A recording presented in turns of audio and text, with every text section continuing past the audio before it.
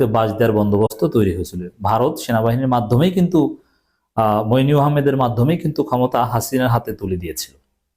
অতএব সেনাপ্রধানকে নিয়ে চলমান উত্তেজনার মধ্যে জামাতকে মাইনাস করার ভয়ঙ্কর খেলা হতে পারে, এটা অসম্ভব নয়।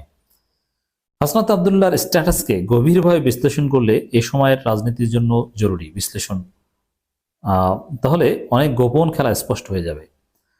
ভারত সেনাবাহিনীকে বিভিন্ন কৌশলে প্রস্তাব দেয় শেখ হাসিনাকে দেশে ফিরিয়ে আনার জন্য।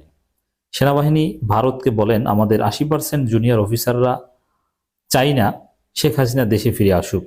এগুলো অনেকটাই ইমাজিনারি প্রজেকশন, কিন্তু বাস্তবতার সাথে মিল রয়েছে। কারণ রাজনীতির বিশ্লেষণ কখন 100% ফ্যাক্টসের উপর ভিত্তি করে হয় না, অনেক ক্ষেত্রে অ্যানালজি করতে হয়।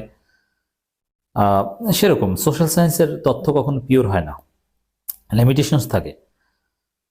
আমাদের 80% জুনিয়র অফিসাররা